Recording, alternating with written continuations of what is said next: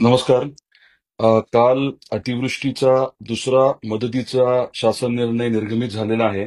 आपल्याला कळालं असेल की 292 कोटी रुपये एवढ्या रकमेचा शासन निर्णय काल निर्गमित झालाय. हा आपला दुसरा टप्पा राज्य सरकारकडनं आलेला आहे. पहिला टप्पा आपल्याला कल्पना आहे की ऑगस्टमध्ये आणि जुलैमध्ये जी अतिवृष्टी झाली होती त्याचे 189 कोटी रुपये हे उपलब्ध झालेले आहेत. त्याचं वितरण चालू आहे. हा दुसरा टप्पा जो आहे त्याच्याबद्दलची माहिती जिल्हा प्रशासनाकडनं साधारण 13 ऑक्टोबरला उपलब्ध करून देण्यात आली होती आपल्या डिव्हिजनल कमिशनर यांच्या आयुक्तांकडे. आणि आयुक्तांकडनं ती मंत्रालयामध्ये लगेच मागून घेतली. आणि आपल्याला माहिती आहे की काल आता तो जी आर निघालाय. हा जी आर जो आहे तो साधारण 292 कोटीचा आहे. 0 ते 2 हेक्टर पर्यंतचा. आणि 2 ते 3 हेक्टरचा आहे तो पुढच्या टप्प्यात येणार आहे. आता प्रत्येकाचं 100% 2 हेक्टर पर्यंतचं 18,500 रुपये प्रमाणे पैसे देण्याचं ठरलंय या टप्प्यामध्ये. आणि पुढच्या टप्प्यामध्ये 2 ते 3 हेक्टर ज्यांचं क्षेत्र आहे त्यांचं परत 18,500 प्रमाणे जिरायतीचं. आणि मग त्याच पद्धतीने बागायती आणि फळबागेचं. याच्या व्यतिरिक्त आज साधारण एक 40 कोटीचा जी आर निघेल. साधारण 9,000 हेक्टर जमीन जी खरडून गेली आहे त्याचं 40 कोटी हे पैसे खात्यावरती जमा होतील. आणि या 9,000 हेक्टर जमिनीच्या अनुषंगाने साधारण 270 कोटी रुपये हे आपल्याला रोजगार हमी योजनेच्या माध्यमातून उपलब्ध होतील. म्हणजे जे 600-650 कोटी रुपये मी म्हटलं ते ह्या सप्टेंबरचे राहतील. साधारण 189 कोटी हे जुलै ऑगस्टचे. आणि इतर काही अजून गोष्टी आपल्याला अपेक्षित आहेत. म्हणजे मी जे 750 म्हटलं होतं त्यापेक्षा जास्त रक्कम जी आहे ती आपल्याला दिलासा देण्यासाठी धाराशिव जिल्ह्यातल्या शेतकऱ्यांना उपलब्ध होणार आहे.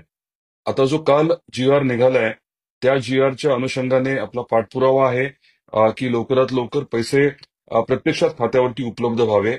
आपलं ॲग्रिस्टॅकचं जी काही नोंदणी आहे तीच वापरण्यावरती भर आहे. फेर केवायसी करण्याची गरज पडणार नाही. ज्यांची केवायसी झाली नाही असं जर कोणी असेल तर त्यांनी मात्र केवायसी करून घ्यावी लागेल. आणि आपला प्रयत्न मी परत रिपीट करतो की हाच आहे की लवकरात लवकर पैसे उपलब्ध व्हावे आपल्या खात्यावरती. याच्या व्यतिरिक्त 2 मुद्दे आपल्याला सांगायचे आहेत. परवा जिल्हा नियोजन समितीची बैठक झाली. त्याच्यामध्ये बहुभूधारक शेतकरी यांच्या बाबतीत आवर्जून आपण चर्चा केली. ज्यांची जमीन खरडून गेली आहे आणि विहिरीमध्ये गाळ गेलाय किंवा विहीर पडलीये असे बहुभूधारक शेतकरी यांना शासन सध्या काही मदत करत नाहीये. तर आपल्या जिल्ह्यामधले असे जे शेतकरी आहेत त्यांची यादी काढण्याच्या सूचना प्रशासनाला आपण दिल्यात. आणि ती यादी उपलब्ध झाल्यानंतर त्यांना वेगळी मदत कशी करता येईल हे निश्चितपणे आपण बघणार आहोत.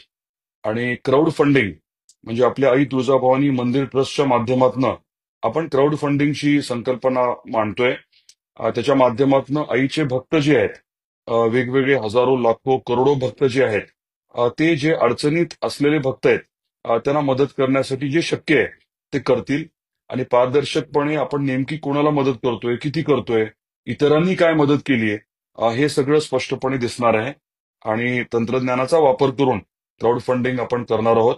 माझी या माध्यमातून आपल्या सर्वांना विनंती आहे की सरकारच्या वतीने आणि आम्ही सर्वजण मिळून आपल्याला जास्तीत जास्त या अडचणीच्या काळात सहकार्य कसं मिळेल यासाठी प्रयत्न करतोय.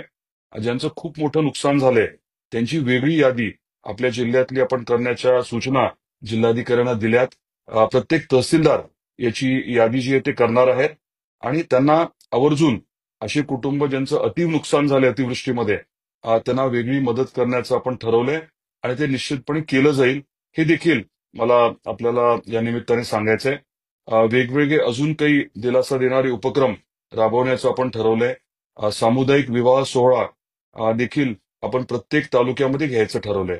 त्यामुळे आज आपल्याला मला इतकंच आवर्जून सांगायचंय की आम्ही सर्वजण आपल्या बरोबर आहोत. आणि या अडचणीच्या काळात आपण एकमेकाला साथ देणं गरजेचं आहे. दिवाळी साजरी करत असताना आपण सर्वांनी मिळून एकमेकाला मदत करत दिवाळी साजरं करणं देखील अपेक्षित आहे. या सर्व बाबी आपण लक्षात घ्याव्या, इतरांपर्यंत पोहोचवाव्या ही देखील आपल्याला विनंती करतो. आणि दीपावलीच्या निमित्ताने आपल्या सर्वांना मनापासून खूप शुभेच्छा देतो. आई तुळजाभवानी चरणी हीच प्रार्थना आहे की आपल्या सर्व अडचणी दूर व्हाव्या आणि सुखसमृद्धी लाभावी. एवढीच आईच्या चरणी प्रार्थना करतो. आपल्या सर्वांना पुनश्च खूप शुभेच्छा. धन्यवाद.